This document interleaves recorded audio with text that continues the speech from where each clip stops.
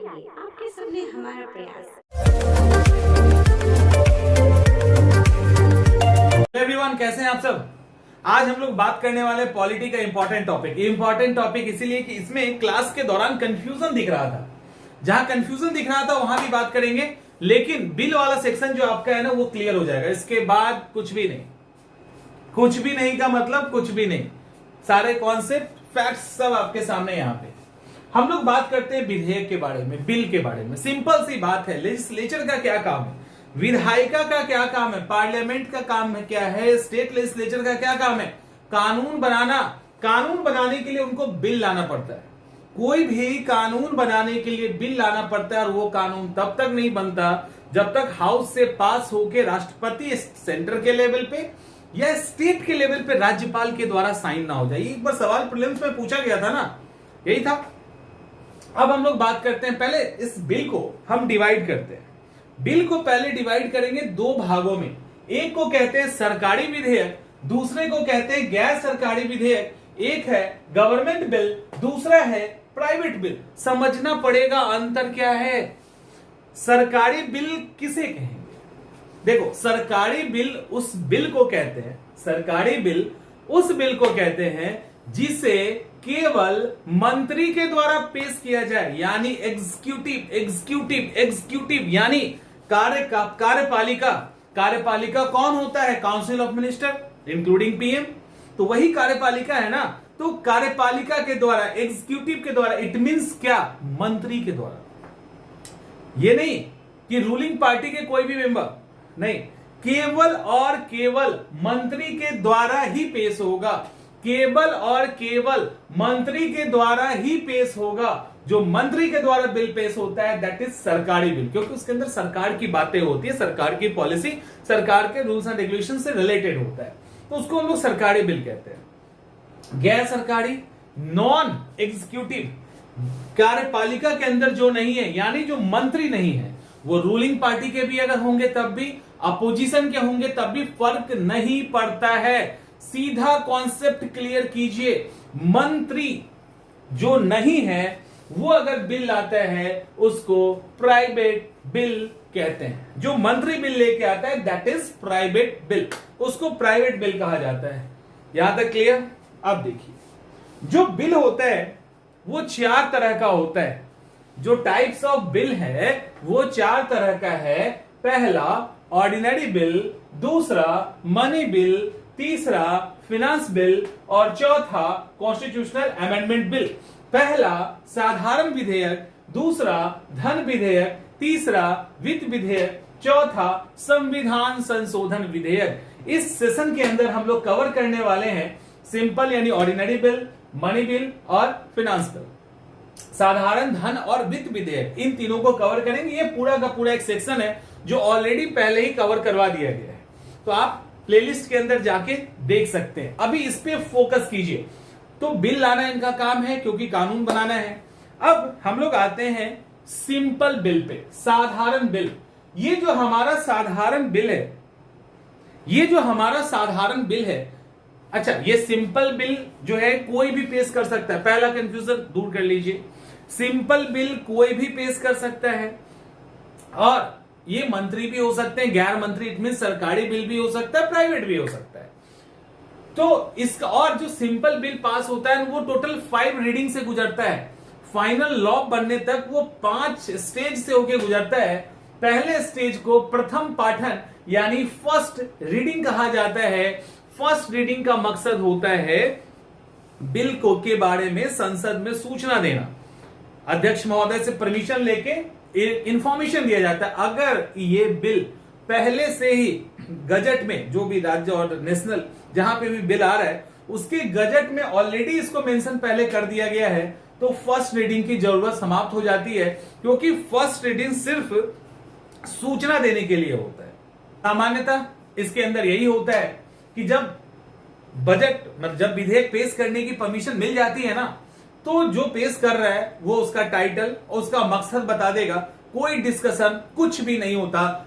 उसके बाद गजट में जाएगा, और यदि ऑलरेडी गजट में है तो फिर इसकी जरूरत ही समाप्त हो जाती है। ठीक है, जितना ड्रामा और तामझाम होता है सब सेकंड रीडिंग में होता है। सारा का सारा सेकेंड रीडिंग में होता है, क्योंकि सेकेंड रीडिंग के अंदर 3 कंडीशन है। जब सेकेंड रीडिंग में आने मतलब सेकेंड रीडिंग का मतलब अब वो बिल हाउस के अंदर डिस्कशन करने के लिए लाया गया है, लेकिन पता ही है कि हमारे मंत्री और मेंबर कितने तेज होते हैं, तो वो एक ही बार डिस्कस कर ले, बड़ा मुश्किल काम है। जब सेकेंड रीडिंग का मतलब है हाउस में अब वो बिल आ गया, अब आप डिस्कशन कर लीजिए, आपको लगता है तो। डिस्कशन नहीं करने का मन कर रहा है तो कमेटी को दे दीजिए, कमेटी के बाद फिर जब कमेटी रिपोर्ट देगी फिर आप उस पर डिस्कस कर सकते हैं। एक और ऑप्शन मिलता है, आप पब्लिक ओपिनियन के लिए, पब्लिक वोटिंग के लिए भी उसको रख सकते हैं यदि आप चाहें तो ये सारी चीजें कहां हो रही है? सेकेंड रीडिंग में। ये बहुत इंपॉर्टेंस क्यों रखता है अभी देखिए। सिंपल, जब ये बिल आता है तो नॉर्मली डिस्कशन करने का रूल है कि आप अब बहस शुरू कीजिए, लेकिन अब एक एक पॉइंट पे अब हर लोग, मान लो कोई साइंस एंड टेक से रिलेटेड है तो इकोनॉमिक एक्सपर्ट वाले मंत्री क्या करेंगे उसमें, तो दिक्कत तो वो है। तो होता अमूमन क्या है, ये कमेटी को दे दिया जाता है। सेकेंड जो रीडिंग होता है उसमें ये कमेटी में चला जाता है। कमेटी 2 तरह की होती है, एक प्रवर कमेटी, एक संयुक्त कमेटी। प्रवर कमेटी जो होता है ना, उसके अंदर किसी न किसी एक ही हाउस के मेंबर होंगे, कोई ना कोई एक ही हाउस का मेंबर होगा। अब एक ही हाउस का मेंबर है तब तो दिक्कत, मतलब वहां पे फिर दूसरे हाउस वाले का पंगा हो जाएगा। तो बेहतर ये लोग समझते हैं कि ज्वाइंट कमेटी को दे दिया जाए, तो बेहतर इनको ये लगता है। तो ये ज्वाइंट कमेटी, जिसको संयुक्त कमेटी कहते हैं, दोनों ही हाउस के मेंबर होते हैं, उसमें बिल ये चला जाता है। अब वो भाई साहब अपना दिमाग वमाग लगाते हैं, रिपोर्ट तैयार करते हैं और रिपोर्ट अपर तैयार करके दे देते हैं। अब उसी रिपोर्ट के आधार पर यह डिस्कशन शुरू हो जाता है, ठीक है। जब वो रिपोर्ट आता है तो इस बीच में सब कुछ, वो बिल अपना इस कमेटी में काम कर रहा है और ये जो रीडिंग है ये अपना रुका हुआ है, बाकी और काम हो रहा है। जब ये दोबारा से आएगा विचार विमर्श पे, अब यहां डिस्कशन स्टार्ट होगा। कुछ लोग विरोध करेंगे, कुछ लोग सपोर्ट करेंगे, कुछ लोग कहेंगे ये हटना चाहिए, कुछ लोग कहेंगे ये जुड़ना चाहिए। तो जितना काट छांट जोड़ घटाव जो भी होना है सब कुछ सेकेंड रीडिंग के दौरान होता है। सब कुछ, एवरीथिंग जो मेंशन करना है, जो वहां से कट करना है, यानी जो भी अमेंडमेंट टाइप की चीजें है ना, उस बिल में जो भी संशोधन करना है वो सेकेंड रीडिंग में होता है। ये क्लियर कर लीजिए, ठीक है। अब सब कुछ डिस्कस हो चुका, सेप दे दिया गया है उस बिल को। जैसे ही सेप दिया गया, थर्ड रीडिंग में मामला पहुंचता है। थर्ड रीडिंग में कुछ नहीं होता, सिर्फ वोटिंग होती है। यानी थर्ड रीडिंग में सिर्फ वोटिंग का काम होता है, या तो पास होगा या फेल कर जाएगा, यानी ये पास होगा या वो बिल समाप्त हो जाएगा। तो थर्ड रीडिंग में और कुछ नहीं होता। मान लो वो पास कर गया, फेल कर गया तो कहानी खत्म है। जिस हाउस से आया था उसी हाउस में रुक गया। अब जब वो पास हो गया तो फोर्थ रीडिंग में क्या होगा, वो दूसरे हाउस में जाएगा। दूसरे हाउस में वो जाएगा, दूसरा हाउस भी उसी प्रोसेस से गुजरेगा, फिर वो भी वोट करेगा। जब सब कुछ हो जाएगा तो फिफ्थ रीडिंग की बारी आएगी। जब फिफ्थ रीडिंग की बारी आएगी तो राष्ट्रपति के परमिशन के लिए वो बिल जाता है। सिंपल बिल की बात हो रही है ना, साधारण बिल की बात हो रही है। फिफ्थ में राष्ट्रपति के परमिशन के पास जाता है। राष्ट्रपति यहां क्या कर सकते हैं, परमिशन दे सकते हैं, परमिशन नहीं दे सकते हैं, यानी रिजेक्ट भी कर सकते हैं, पॉकेट में डाल सकते हैं, या रिकंसिडरेशन पुनर्विचार के लिए भेज सकते हैं। क्योंकि सिंपल बिल है ना, पुनर्विचार के लिए भेजा जा सकता है, तो पुनर्विचार के लिए भेज सकते हैं। अब जब पुनर्विचार के लिए वो भेजेंगे तो हाउस अगर उसको दोबारा से सिंपल मेजोरिटी से भेज देता है तो फिर राष्ट्रपति को साइन करना है, कोई उनके पास विकल्प नहीं है। सामान्यतः यही होता है, ठीक है, सामान्यतः यही होता है। इस बिल में ज्वाइंट सेशन का प्रोविजन है, इस बिल में ज्वाइंट सेशन का प्रोविजन है, ठीक है, क्लियर। अब कंफ्यूजन नहीं होना चाहिए इसके बाद। आई थिंक यहां तक ज्वाइंट सेशन। अब यहां पे अभी दिक्कत कहां हो रही है बताते हैं। अब आप दिमाग में आपके लिए क्वेश्चन है, क्वेश्चन जिसका जवाब कोशिश करना अभी दे देने का, कि क्या फिनांस बिल में, वित्त विधेयक में ज्वाइंट सेशन होता है या नहीं होता है। फिनांस बिल में ज्वाइंट सेशन होता है कि नहीं होता है। तो ये हुआ। अब ज्वाइंट सेशन की बात हम लोग बाद में करेंगे, लास्ट में करेंगे, इसी में करेंगे लेकिन लास्ट में करेंगे। अब हम लोग बात करते हैं मनी बिल की। मनी बिल में ज्यादा तामझाम नहीं है। मनी बिल को धन विधेयक कहते हैं। मनी बिल आर्टिकल 110 के अंदर आता है। मनी बिल के अंदर क्या क्या रहता है, किन चीजों पे हम कहेंगे कि ये मनी बिल है, इस पर आपको ध्यान देना है। लेकिन मामला फंसता कहां है, फिनांस बिल पे। तो मनी बिल एक छोटा सा हिस्सा है, 110 के अंदर है। यहां पे मतलब क्या क्या चीज आता है उसको एक बार अच्छे से समझ लीजिए। इसमें बेसिकली कॉन्सोलिडेटेड फंड, स्टेट के लिए ऑफ स्टेट, इंडिया के लिए ऑफ इंडिया, तो consolidated fund of India state, संचित निधि पे ज्यादा फोकस किया जाता है, क्योंकि सरकार कोई भी पैसे खर्च करेगी ना, बिना संचित निधि के एक पैसा खर्च नहीं कर सकती। तो बेसिकली टैक्स लगाना, टैक्स को बढ़ाना घटाना टाइप की चीजें, इसके अलावा संचित निधि पे यानी कॉन्सोलिडेटेड फंड पे कोई हम भार एक्स्ट्रा डाल रहे हैं, पैसे निकाल रहे हैं, कोई इनकम, कोई इंटरेस्ट आ रहा है, किसी को कर्ज देना है, लेना है, कहीं से प्रॉफिट आया उसको डालना है टाइप के फलाना दिमागा जो भी चीजें होती है सब आर्टिकल 1110 के अंदर आता है। आर्टिकल 1110 के अंदर आता है। देखिए ये तो ठीक है, और इसके साथ क्या है, आर्टिकल 1110 के साथ क्या है कि इसको मंत्री ही पेश कर सकते हैं। अच्छा, ये कभी भी गैर सरकारी बिल नहीं होगा, ठीक है, गैर सरकारी यानी प्राइवेट बिल नहीं हो सकता। जब पेश करेंगे तो मंत्री ही पेश करेंगे, ठीक है, पहला कंडीशन। दूसरा, ये जब पेश होगा तो लोकसभा में ही होगा और राष्ट्रपति के प्री कंसिडरेशन पे यानी राष्ट्रपति के पूर्व सहमति से प्री कंसिडरेशन पे सिर्फ और सिर्फ लोकसभा में पेश होगा पहली बार। इसके बाद ये यहां से पास होके राज्यसभा में जाएगा। राज्यसभा को कोई खास पावर नहीं है, 14 दिन तक इसको अपने पास वो रख सकती है, डिस्कशन कर सकती है, वोटिंग करने का कोई राइट नहीं, कोई अमेंडमेंट नहीं किया जा सकता, बोला जा सकता है बट वो कुछ कर नहीं सकती, सुझाव दे सकती है। और वहां से राज्यसभा से ये बिल 14 दिन के बाद के अंदर आ गया तो बढ़िया, नहीं आया तो भी कोई बात नहीं, लोग माना जाएगा कि राज्यसभा ने उसको पास कर दिया, ये बिल आ जाएगा लोकसभा के पास और फिर ये जाएगा यहां से कहां, राष्ट्रपति के पास। यहां थोड़ा अंतर है। यहां राष्ट्रपति क्या करेंगे, राष्ट्रपति या तो कहेंगे कि चलो बहुत बढ़िया साइन कर देते हैं, क्योंकि हमने ही तो प्री कंसिडरेशन दिया था, तो राष्ट्रपति या तो स्वीकार करेंगे यानी साइन कर देंगे, या राष्ट्रपति रिजेक्ट कर सकते हैं। ध्यान रखिएगा, रिजेक्शन पावर है उनके पास, अमूमन नहीं करते क्योंकि उनकी सहमति से ही कहीं ना कहीं ये चीज हुई है ना, तो अमूमन नहीं करते, बट राष्ट्रपति को ये पावर है, ठीक है। तीसरा क्या है, तीसरा है कि राष्ट्रपति इसको रिकंसिडरेशन पुनर्विचार के लिए नहीं लौटा सकते। मनी बिल स्टेट का हो या सेंटर का हो, या तो एक्सेप्ट करेंगे या रिजेक्ट करेंगे, पुनर्विचार के लिए नहीं लौटा सकते हैं, पुनर्विचार के लिए नहीं लौटा सकते हैं, ठीक है, ये ध्यान रखिएगा। तो इतना काफी है मनी बिल। अब आइए फिनांस बिल, वित्त विधेयक। यहां एक्चुअली समस्या है, थोड़ा सा इसको समझिए। वित्त विधेयक, फिनांस बिल, ये जो फिनांस बिल है इसके लिए मेन हम आर्टिकल यूज करते हैं, आर्टिकल 1171 और आर्टिकल 1173। आर्टिकल 1171 और 1173 इसमें थोड़ा सा अंतर, बहुत नहीं अंतर है, बड़े आराम से सुनिए। मेरा मैथ वैसे कमजोर है, मैं लगभग हर वीडियो में ही कहता हूं मेरा मैथ कमजोर है, तो इसको समझ लीजिएगा, ये सही बना हुआ है। तो ये जो गोला है व्हाइट कलर का, ये क्या है, ये फिनांस बिल का गोला है, यानी वित्त विधेयक का गोला है। रेड वाला जो है मनी बिल का है।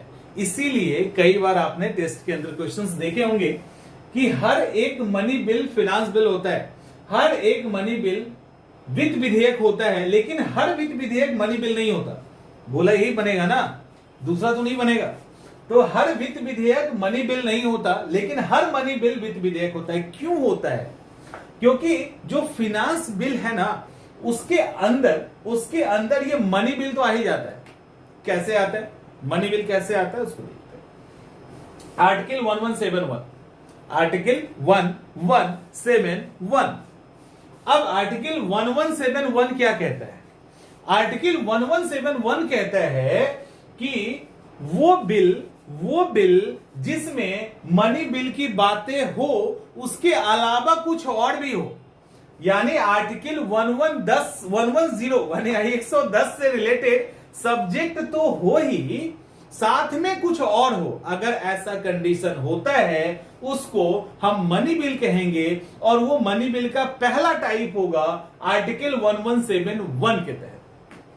उसमें अब समझिए, फिर से सुनिए, आर्टिकल 1171 क्या कहता है कि उसमें मनी बिल की बातें तो होंगी ही, लेकिन मनी बिल के साथ साथ कुछ और होगा, जैसे टैक्स लगाया गया, कंसोलिडेटेड फंड पे पैसे खर्च किए जा रहे हैं, वो सब तो ठीक है, लेकिन कोई फी लगा दिया गया, कोई फाइन लगा दिया गया टाइप की अगर चीजें आ जाए तो वो थोड़ा सा बढ़ गया ना, दायरा क्रॉस कर गया, तो इसको रेट को क्रॉस करके व्हाइट में चला गया, तो अब इसको फिनांस बिल कहना ज्यादा बेहतर है क्योंकि इसने 110 के दायरा को क्रॉस कर दिया, तो इसीलिए इसको फिनांस बिल कहते हैं। सवाल है कि क्या ये मनी बिल के जैसा है? थोड़ा सा मनी बिल के जैसा कैसे है कि इस बिल को भी लोकसभा में ही पेश किया जाएगा। समझिए, सिर्फ इसके बारे में बात कर रहे हैं। इस बिल को भी लोकसभा में ही पेश किया जाएगा और राष्ट्रपति के प्री कंसिडरेशन यानी राष्ट्रपति के पूर्व सहमति से ही पेश किया जाएगा। इतना ही ये मनी बिल के जैसा है, यानी राष्ट्रपति के पूर्व सहमति से जैसे मनी बिल पेश होता है और जैसे मनी बिल लोकसभा में पेश होता है, ठीक वो दोनों कंडीशन इस पे लागू होता है। इतना ही ये मनी बिल है, इतना ही ये मनी बिल है। इसके बाद ये जनरल बिल बन जाता है, सामान्य विधेयक होता है, यानी इसको सिर्फ प्रेजेंट करने तक ये मनी बिल वाले कंडीशन में रहता है। दो कंडीशन, पहला कि राष्ट्रपति का प्री कंसिडरेशन, दूसरा कि केवल लोकसभा में ही पेश होगा। इतना ही ये मनी बिल जैसा है, जैसे ही एक बार प्रेजेंट हो गया ये आम बिल में बदल जाता है। अब हम लोग बात करने वाले हैं मनी बिल टाइप 2। टाइप 2 के लिए देखिए, ये आर्टिकल 1173, ये बिल्कुल सिंपल, गोल रेड हट गया, लाल हट गया ना, यानी मनी बिल हट गया। इसके अंदर आर्टिकल 110 से रिलेटेड, आर्टिकल 110 से रिलेटेड कुछ भी नहीं रहता है, कुछ भी नहीं रहता है। आर्टिकल 110 से रिलेटेड कुछ भी नहीं रहता है। इसके अंदर उसके अलावा सब्जेक्ट होते हैं जो फिनांस से रिलेटेड है, दैट इज इसको कहते हैं आर्टिकल 110 के तहत, 1173 के तहत वित्त विधेयक, दूसरा टाइप है। इसका क्या है, ये बिल्कुल जनरल बिल की तरह, कोई राष्ट्रपति का प्री कंसिडरेशन नहीं, केवल लोकसभा वाला कोई कंडीशन नहीं, किसी हाउस में राष्ट्रपति के बिना पूर्व अनुमति के इस बिल को लाया जा सकता है। और सवाल है तब भी कुछ स्पेशल क्यों है, सिंपल बिल से अलग थोड़ा सा क्यों हो जाता है? वो इसलिए होता है कि हाउस में तो ला सकते हो आप, पूछने की जरूरत नहीं है राष्ट्रपति से, किसी भी हाउस में आएगा, लेकिन आने के बाद हाउस उस पे एक्शन तभी लेगी, यानी कोई भी हाउस उस पे बातचीत या उस पे कोई भी आगे कदम तभी बढ़ाएगा जब राष्ट्रपति ऐसा करने को कहेंगे। जब तक राष्ट्रपति ऐसा करने को नहीं कहेंगे वो बिल जस के तस पड़ा रहेगा, उनके कहने के बाद ही हाउस उस बिल पे काम करेगा। बस इतना ही अंतर है। अब ज्वाइंट सेशन की बात, सवाल पूछा गया था ना, अब पता नहीं आपके दिमाग में कौन कौन सा जवाब आया या नहीं आया।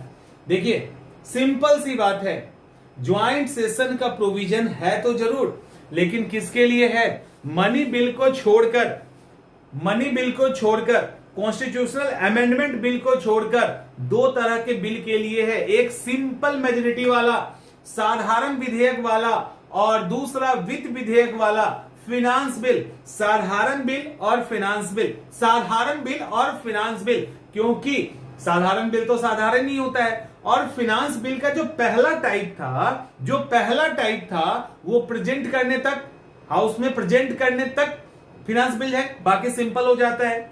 ये तो सिंपल ही रहता है, जनरल ही रहता है, ऑर्डिनरी बिल ही रहता है। तो इन दोनों के साथ ज्वाइंट सेशन है, लेकिन ज्वाइंट सेशन के लिए कुछ शर्तें हैं।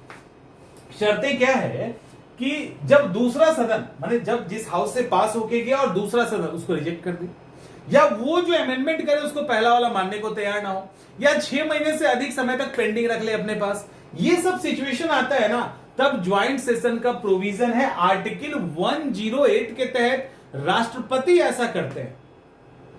राष्ट्रपति ऐसा करते हैं, जब राष्ट्रपति बोलेंगे ज्वाइंट सेशन होगा तो होना है, हाउस गिर भी जाएगा तब भी होना है, अगर उन्होंने पहले बोल दिया है तो ज्वाइंट सेशन होता है। लोकसभा अध्यक्ष उसकी अध्यक्षता करते हैं, नहीं तो उपाध्यक्ष करेंगे, नहीं तो राज्यसभा के उपसभापति करेंगे, ऐसे करके होता है।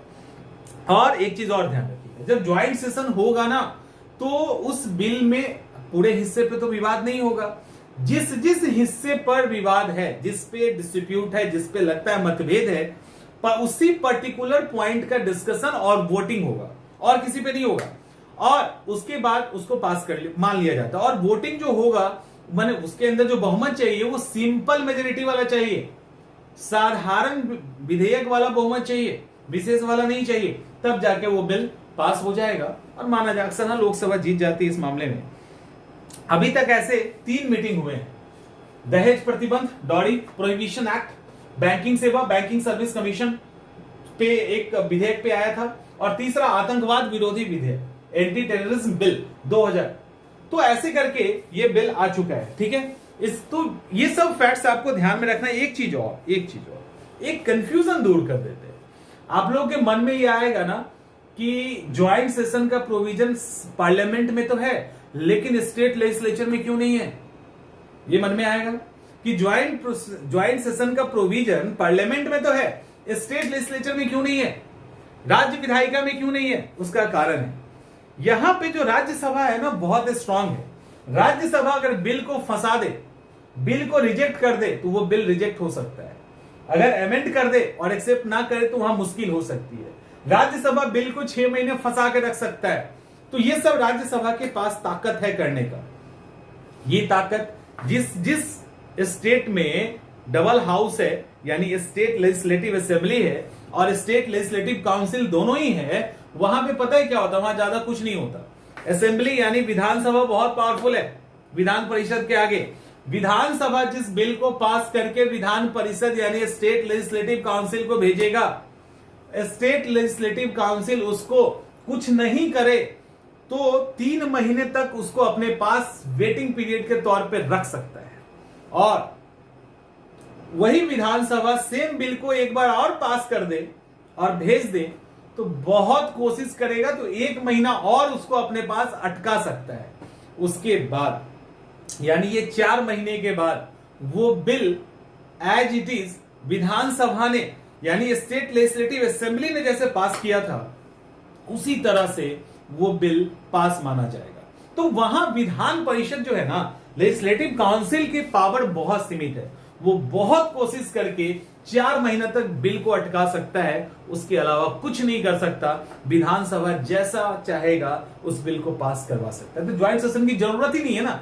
यहां तो जरूरत है, ये रिजेक्ट कर देगा तो कहानी खत्म, अमेंड कर देगा तो मानना पड़ेगा, नहीं तो विवाद हो जाएगा। समझ में आ रहा है। तो यहां राज्यसभा वाली स्थिति वहां नहीं है, वो कमजोर सदन है, उसके बहुत कर देगा तो 4 महीने रोक सकता है। इसी कारण जरूरत ही नहीं है वहां पे, तो इसलिए ज्वाइंट सेशन वहां पे नहीं होता है। I think confusion clear, facts सारे क्लियर, डाटा भी जो थे सब इसके अंदर आ गए। तो ये एक पूरा का पूरा आपका चैप्टर है जो समाप्त होता है। मिलते हैं अगले वीडियो।